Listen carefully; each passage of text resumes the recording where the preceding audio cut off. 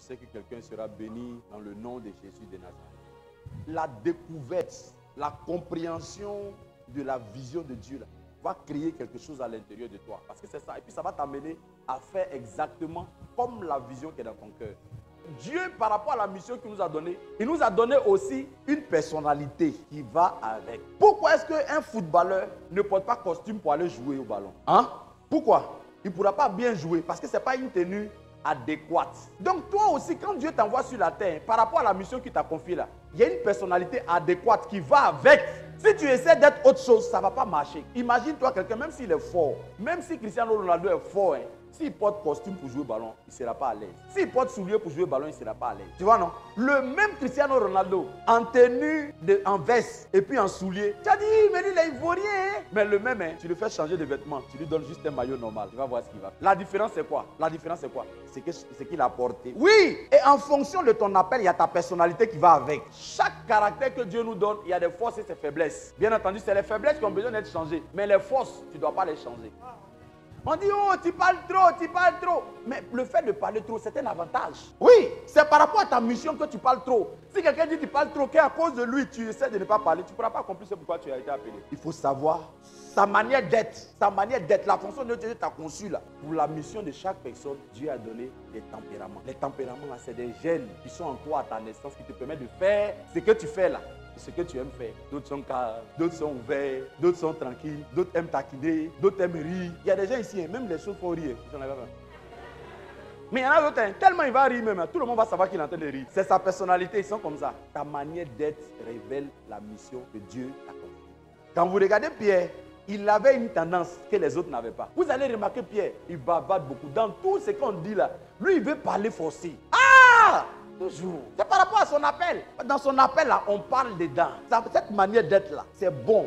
Parce que lui, remarquez dans Actes chapitre 2, pendant que les milliers de personnes étaient en bas, dès que l'Esprit descend, qui sort pour parler? C'est sa manière d'être là qui lui a permis d'être là. S'il n'était pas comme ça, il n'allait pas se présenter devant les gens. Proverbe chapitre 30, verset 11. 4 types de tempéraments. Oui. Il est une race dont les dents sont des glaives et des mâchoires des couteaux pour dévorer le malheureux sur la terre et les indigents parmi les hommes. Vous allez voir au niveau des colériques, c'est le caractère le plus bouillant, le plus chaud. Toi-même, tu entends colérique, non? Il est pragmatique.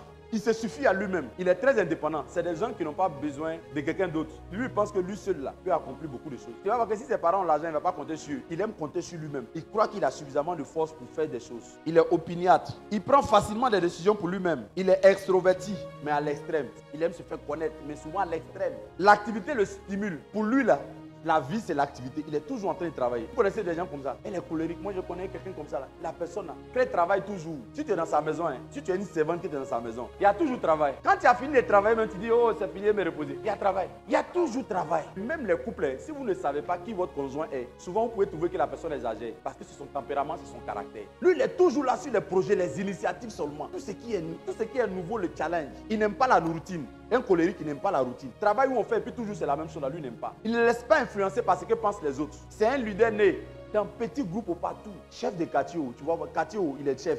Dans quelque chose. Même quand on dit on va manger ensemble, on dit qu'il va prier. Tu vas voir que c'est lui qui va vouloir prier. Tout ce qu'on dit là, lui il veut être devant.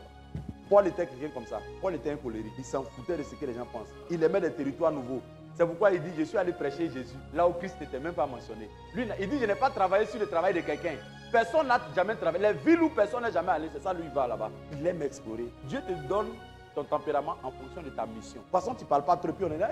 Toi là, tu es trop timide. C'est ton appel. Il ne faut pas vouloir être comme quelqu'un d'autre. Sois toi-même et puis corrige tes faiblesses.